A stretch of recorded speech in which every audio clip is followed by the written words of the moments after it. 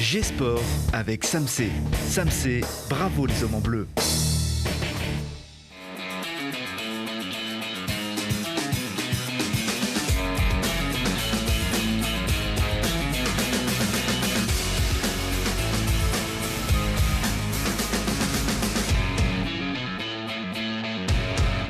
Bienvenue à tous, ravi d'être avec vous pour faire le plein d'infos positives autant que possible, glanées sur les terrains, tout autour et en coulisses. Alors que nos clubs pro ont baissé pavillon, l'été arrive avec des activités et des événements. On prend de l'altitude ici ce soir pour se laisser griser par les facéties et les prouesses d'Hugo Logier. Bienvenue. Salut.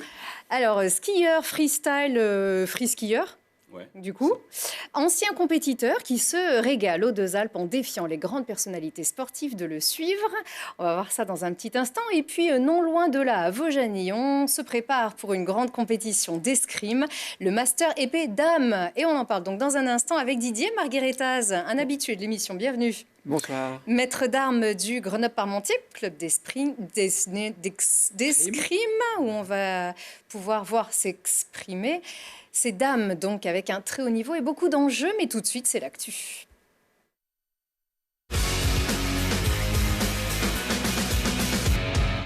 Et Geoffrey Bouchard peut voir la vie en bleu. À Milan, le Voironnais l'a fait. Il a gagné sa tunique, il a gardé sa tunique bleue de meilleur grimpeur du Tour d'Italie jusqu'au bout de la course, qu'il a terminé à la 58e place. Le cycliste pro depuis 3 ans chez les AG2R Citroën savoure et ne veut pas qu'on le compare à Laurent Fignon, dernier vainqueur en date du maillot azzurro. On peut juste rappeler que seuls, avant lui, les meilleurs grimpeurs français du Giro étaient Louison Bobet, Raphaël Gemignani et donc Laurent Fignon. On avait pu joindre Geoffrey 4 jours avant la fin de l'épreuve. Et ce qui faisait du bien, c'était de retrouver du public, des encouragements comme avant. Ouais, ça se sent. Il y a pas mal de monde au bord de la route. Des fois, ça fait un peu de bruit dans les villes, des choses comme ça, des sifflets. Donc on se dit, il y a peut-être un danger. En fait, c'est juste des gens qui sont au bord de la route qui nous encouragent et qui ont un sifflet. Ouais, il y a beaucoup de bruit. On a eu un petit passage avant-hier en Slovénie et là, ça faisait un peu bizarre parce que les gens n'avaient pas le masque et il y avait vraiment beaucoup de monde. Il y avait des drapeaux dans la montée. On manquait de se prendre les gens au bord de la route parce que tout le monde voulait être un peu bien placé et il y avait énormément de monde et les gens sont contents de voir du vélo, c'est un sport populaire et c'est accessible, voilà, et il n'y a pas besoin de payer de place ou quoi que ce soit, donc les gens sont contents de voir du vélo et de voir que la vie normale puisse reprendre son cours. Alors, il est demandé de ne pas faire comme en Slovénie et de porter le masque le long du parcours du Critérium du Dauphiné qui s'était lancé dimanche 10 soir en Haute-Loire et qui s'achèvera dimanche prochain au Gers en Haute-Savoie. Et il passera près de chez vous vendredi. L'arrivée de l'étape sera jugée au Sapé en Chartreuse. Le peloton s'élancera de Saint-Martin-le-Vinou samedi. Dans les rangs, on retrouve Alejandro Valverde ou encore Chris Froome. Et la roue tourne dans le bon sens aussi pour Ryan Elal. Le pistard grenoblois de 22 ans est qualifié pour les JO de Tokyo. C'est fait, c'est officiel. Il est retenu parmi les 3 spécialistes de la vitesse. Lui qui était très mal parti, voire pas du tout qualifié pour ces mêmes Jeux l'an dernier. Il a profité du report pour tout donner et rentrer dans la boucle de qualification avec de bons chronos et donc de la régularité. Ryan avait été champion du monde junior en 2017 et il est désormais licencié à Créteil. Alors ce n'est pas encore fait pour Marion Boras, mais la pistarde de Pontcharra qui était ici il y a encore quelques mois sur ce plateau, elle est bien partie. La vice-championne d'Europe par équipe en 2019 doit encore gagner sa place dans l'équipe tricolore. Elle y croit, elle est dans le dur, 2 jours comme 2 nuits. Regardez ce reportage de Lilian Veillé. En ce moment, elle passe ses nuits à 2761 mètres d'altitude et pourtant elle dort dans sa chambre à Pontcharra. Mais dans cette tente hypoxique, l'apport d'oxygène est limité, comme à haute altitude. Ça nous permet d'augmenter en fait les globules rouges et après nous d'encaisser des plus grosses charges d'entraînement. La condition physique, l'endurance et la récupération sont renforcées. Après un premier stage en altitude réelle en novembre dernier, c'est son deuxième stage en tente qu'elle combine avec des entraînements sur le vélo. C'est sûr que quand il fait un beau soleil comme aujourd'hui, je préfère aller dehors. On va faire des sorties un peu plus longues. Quand il pleut, je vais vite revenir à l'home trainer. Entre 1 et 5 heures d'entraînement et au moins 12 heures dans la tente chaque jour, où elle révise ses partiels de kiné. Ses journées sont déjà bien occupées, mais elle s'en réjouit car elle peut profiter de ses proches. Je le fais en tente parce que ça me permet de voir un petit peu ma famille, comme ça faisait un petit moment que j'avais pas pu rentrer chez moi. Arriver à concilier parfois 2 à 3 entraînements par jour, plus les cours et l'apprentissage qui va avec, c'est une grosse charge de travail et une grosse charge mentale aussi. Elle a cette force de caractère d'arriver à tout concilier et puis d'y mettre vraiment tout son cœur. C'est vraiment très satisfaisant de la voir aller jusqu'au bout de ses rêves. Et son rêve justement approche. Les Jeux Olympiques de Tokyo sont dans quelques semaines et le report de l'an dernier a permis à son équipe de progresser. On est une équipe plutôt jeune, donc ça nous a permis d'avoir un an de plus de maturité sur la poursuite par équipe de manière spécifique. On a pu rajouter l'altitude, comme vous avez vu tout à l'heure avec la tente de notre préparation. Donc non, nous, je pense que ça a été bénéfique pour le coup ce report, même si mentalement, ça a été un peu dur de se préparer un an et demi de plus. À cause des restrictions sanitaires, sa famille ne pourra pas la suivre au Japon, mais le décalage horaire pour la voir rouler ne devrait pas poser de problème. On mettra le réveil au milieu de la nuit pour la soutenir au moins moralement, puisqu'on ne pourra pas être présent sur place. Mais l'essentiel, bien évidemment, c'est qu'elle puisse être sur place. Si l'équipe de Marion est bien qualifiée pour les JO, elle devra encore décrocher sa sélection personnelle le 29 juin prochain, car seuls 5 des 6 membres de l'équipe pourront se rendre à Tokyo. Et donc, Marion défendra ses chances au championnat de France de contre-la-montre le 17 juin et les championnats d'Europe du 23 au 27 juin. Et on vient donc d'apprendre le vainqueur de l'étape, de cette deuxième étape du Critérium du Dauphiné. C'est un Autrichien qui s'appelle Lukas Pulsberger. Il s'impose donc en solitaire à Saugues, toujours en Haute-Loire. Et il s'empare également du maillot jaune. Alors, retour au JO et pas de jeu donc pour nos escrimeurs. Alia Luthi n'a pas pu intégrer l'équipe d'épéistes. Il n'y avait qu'un trou de souris quand même, hein, Didier Margueritas. Ah, ça s'est joué à très peu de choses, oui, puisqu'elle était présente sur la dernière épreuve sélective pour les Jeux Olympiques. Elle a terminé deuxième, mais bon, vu son classement individuel, ça ne lui permettait pas de se qualifier. Il fallait qu'elle passe par l'équipe, quoi. Donc elle a été intégrée dans l'équipe le lendemain, et ils ont perdu de 4 touches contre les championnes du monde, les Chinoises. Ça passe à très peu de choses, voilà. Donc il y aura une Française, seulement aux Jeux Olympiques, qu'on n'a pas pu qualifier l'équipe. Ça ne sera pas Alia, mais c'est partie remise. Oui, alors elle a quand même, elle est 38e mondiale et elle a montré à Kazan en Russie en mars dernier qu'elle avait du potentiel. Deuxième en individuel de l'étape de Coupe du Monde. Ça lui permet plutôt de voir l'avenir vers Paris 2024 ? Ah bah c'est une étape, une grosse étape qu'elle a franchie, puisqu'elle n'a que 21 ans. Hein, donc elle était dans sa deuxième année dans la catégorie senior, quoi. Et elle signe un podium sur une étape de Coupe du Monde où tout le monde était là, tout le monde était affûté, puisque c'était la dernière épreuve sélective avant les Jeux. Donc une grosse performance. Ça, ouais. Voilà. Et il faut rajouter aussi qu'il y avait une autre grenobloise, je me permets de le dire, mais Océane Tahé, quoi, qui, elle, termine 15e. Elles se sont rencontrées dans le tableau de 7, donc on aurait pu rêver qu'elles soient toutes les deux dans les 8, mais pour Océane aussi, c'est une grosse performance et ça la relance bien. Alors, on va retrouver Alia Luthi et Océane, du coup, et toutes les meilleures épéistes de France au Master de Vaujany ce dimanche. Alors, à droite, c'est Alia Luthi, justement. Il y a bien marqué dimanche 11 avril parce que ça aurait dû avoir lieu au printemps dernier, mais ça a été reporté. Oui, on avait programmé cette compétition au mois d'avril, et puis le 9e confinement arrivant, on a dû reporter.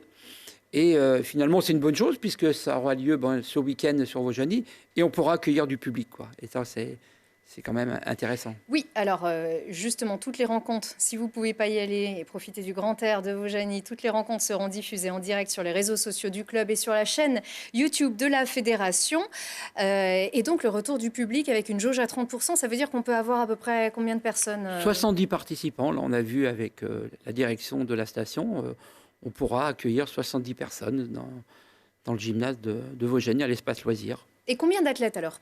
Alors, la formule, c'est 16 athlètes. Donc, voilà. Alors, pourquoi 16 ? Parce que c'est un tableau d'élimination directe. Donc 16, après de 16, on passe à 8, à 8 on passe à 4, et puis voilà. En sachant que tout le monde tirera les places, donc tout le monde fera 4 matchs, voilà.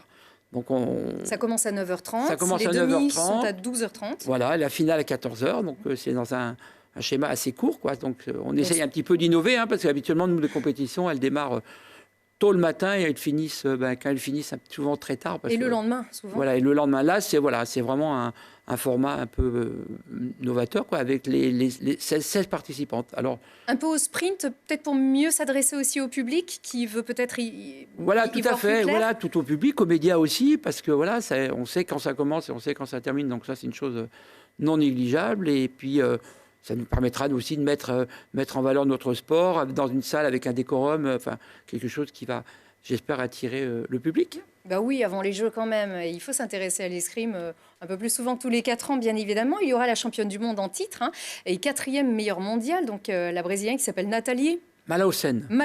Voilà, ça va. Quel est l'enjeu de ce master avec d'aussi grandes épéistes? L'enjeu, c'est pour toutes ces athlètes, c'est reprendre le goût de la compétition, même si elles ont eu une compétition à Kazan, mais en un an et demi, c'est pas beaucoup. Et puis, c'est par exemple pour la championne du monde en titre, là, Nathalie Malaussen, c'est aussi un entraînement grandeur nature avant les Jeux de Tokyo, quoi. Donc pour elle, c'est quelque chose d'important. Et puis pour les autres Françaises qui sont là, c'est aussi... on prépare déjà Paris 2024, ça y est, c'est parti, c'est parce que ça sera dans 3 ans. Oui, déjà. Et donc, c'est une reprise de la compétition, c'est s'évaluer par rapport aux autres, etc., quoi.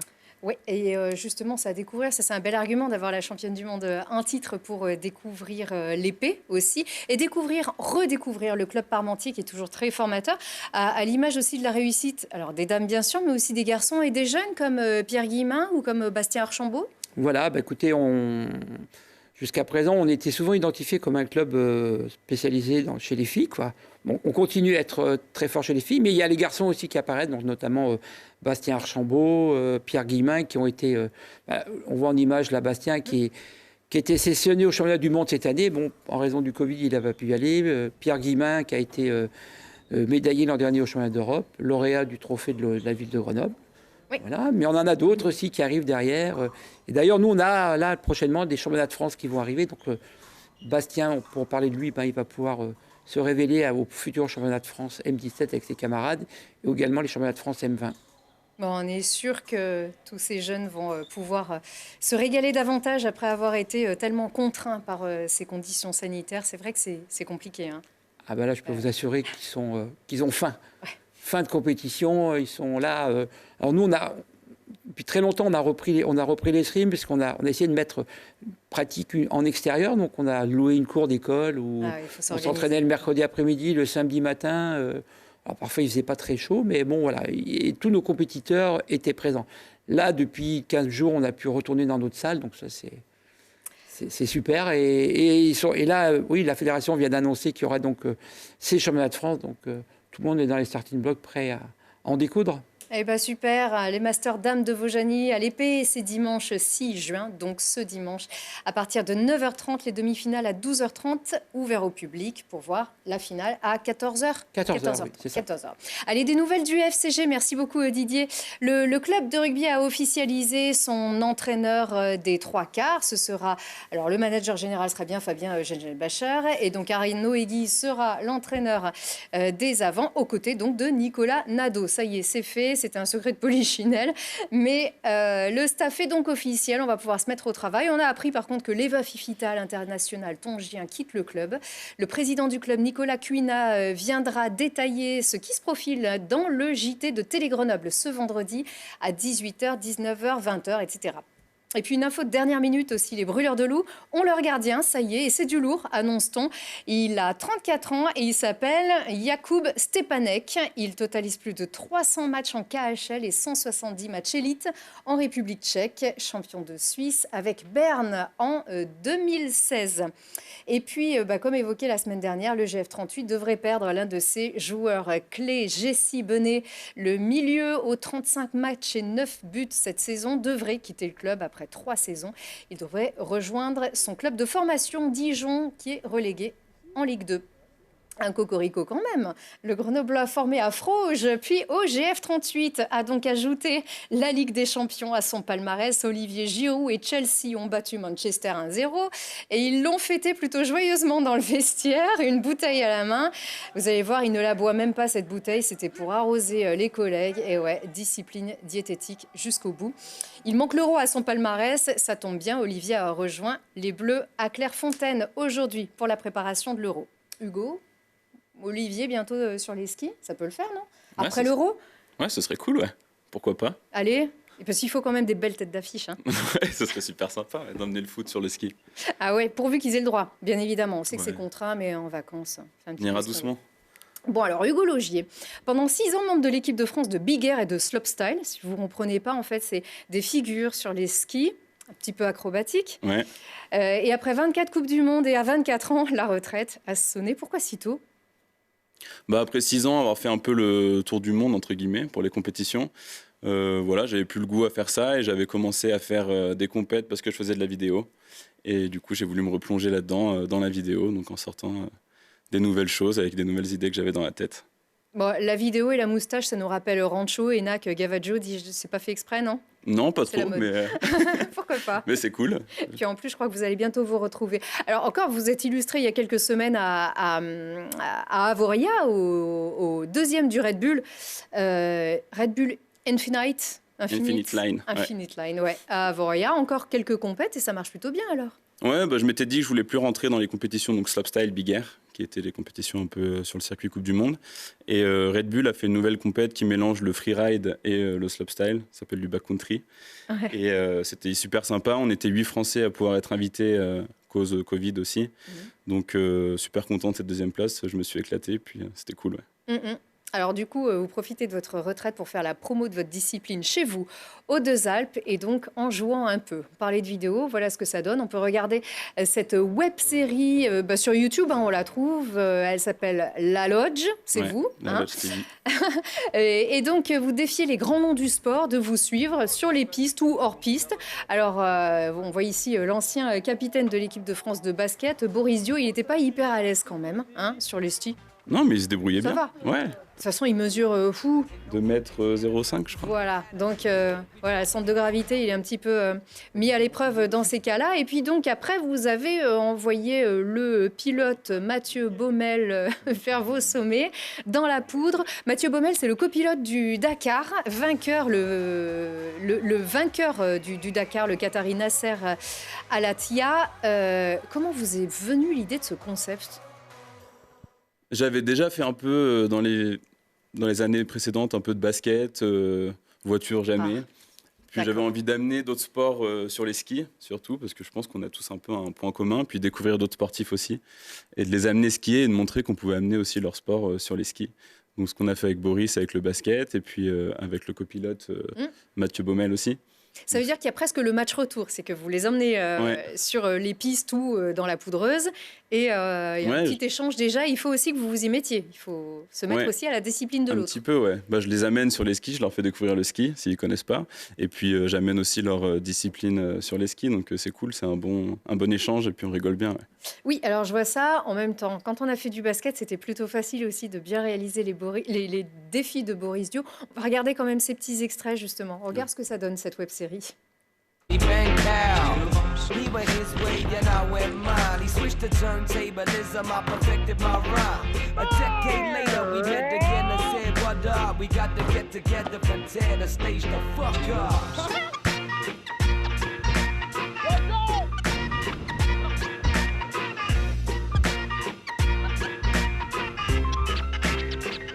Tu te traînes un peu là.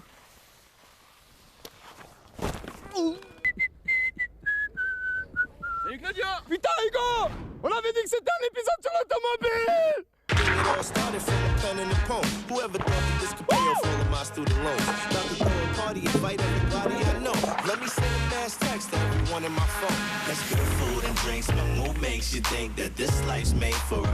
Oh, je pensais pas que c'était aussi plat.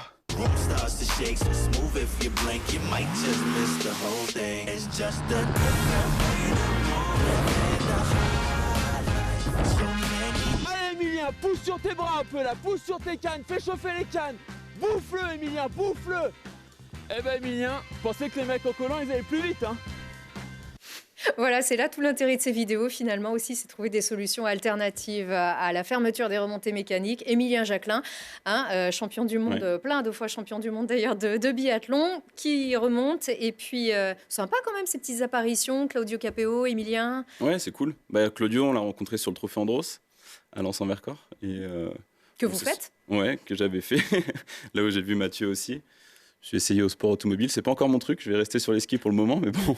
On peut vérifier, enfin on peut regarder d'ailleurs sur les vidéos sur YouTube, parce qu'on pouvait pas mettre toutes les vidéos en entier, ça dure une dizaine de minutes à peu près. Ouais, voilà, à peu près 9, et donc effectivement on vous voit au vélo, au volant. Au volant. Alors le vélo non, là c'était une moto aussi, qui c'est sur la moto ? C'est un copain qui fait de la moto en club, comme ça, qui fait des petites courses aussi sur glace, de chez moi, qui m'a proposé de me tirer, donc j'ai dit avec plaisir. Vous avez un petit brin de folie quand même aux Deux Alpes. Hein. Ouais, c'est cool. Ouais, on essaye. Alors on peut aussi découvrir sur YouTube les coulisses de vos vidéos. Mais c'est quoi le but de ces vidéos en fait ? Est-ce que c'est de créer vraiment une émulation autour de ces sportifs ou anciens athlètes ? C'est de faire venir du monde aux Deux Alpes ? C'est de ne pas se prendre au sérieux et puis de s'éclater en faisant du ski ? Un peu tout, ouais, de rigoler déjà, que quelque chose qui me plaît, de pouvoir partager des moments comme ça avec des athlètes.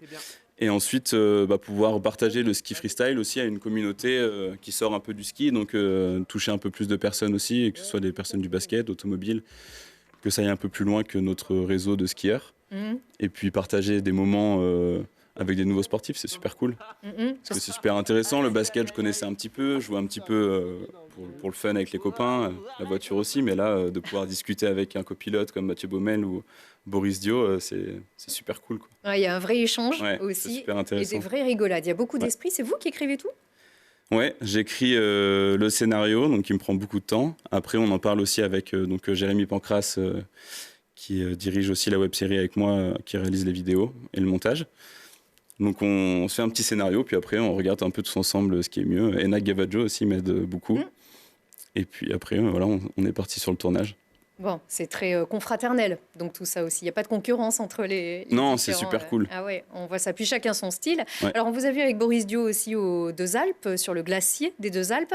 Le glacier a ouvert il y a quelques jours dans des conditions de neige absolument géniales. Ouais, c'est super. On y était samedi pour l'ouverture. Plein de neige, de super neige. Là, il fait beau temps. La neige est super bonne, donc montez en profiter. On peut descendre jusqu'à la moitié des pistes, contrairement d'habitude on reste sur le glacier. Donc c'est top. Et la remontée fonctionne, du coup, obligée, puisque c'est la pioche. La pioche, voilà, la fameuse pioche où Boris Dio n'avait pas l'air très à l'aise d'ailleurs. Oui, c'est vous qui êtes tombé, c'est dommage. Mais voilà, quand on est habitué, ça va, on est plutôt à l'aise. Et donc j'imagine garder le sourire après une saison comme celle-ci pour les stations, c'est un peu un message vraiment, on va dire, vous voulez vraiment véhiculer du positif après ce que les stations ont vécu, qui n'était pas bien marrant cette année. Ouais, on a pu quand même en profiter un peu en ski de rando ou autre. Mais là, les Deux Alpes ouvrent un mois plus tôt que d'habitude. D'habitude, ils ouvrent début juin. Oui. Donc c'est pour ça qu'on a des super conditions. Le glacier est top. Donc ça va être cool. L'équipe de France aussi est déjà là. Ouais, l'équipe de France s'entraîne. On va tous venir un peu skier parce qu'on n'a qu'une envie, c'est de reprendre des remontées mécaniques aussi. Il doit y avoir du monde le matin, très très tôt. Ouais, il y a un petit peu la queue, mais ça va vite. Il y a du débit. C'est qui les prochains ? Les prochains, là on a Perrine Lafont, le prochain épisode sera sur le gaming, qui sera au Wi-Fi Festival à Annecy en octobre. D'accord, donc les jeux vidéo. Donc avec Perrine Lafont, puis on aura Enak Gavaggio aussi dedans. Elle joue aux jeux vidéo, Perrine ? Non, mais je vais la déguiser comme pour. Ah, d'accord. Et puis après, on aura le vélo cet été qu'on va tourner aussi cet été. D'accord. Profiter du glacier des Deux Alpes et puis des pistes de vélo de descente qui sont super. D'accord. Et peut-être Olivier Giraud, comme on a dit tout à l'heure. En football, avec plaisir. Ça serait cool. Exactement. Bon, en tout cas, merci pour ce beau bol d'air frais aussi. Merci à vous. Ça fait du bien. Bol d'air frais qui vient aussi du Grand Parmentier à Vaujany, donc ce dimanche. Vous pouvez y aller, un beau master d'épée. On vous le rappelle. Merci beaucoup, messieurs. Et vous, on vous retrouve la semaine prochaine, comme d'habitude. Merci à vous.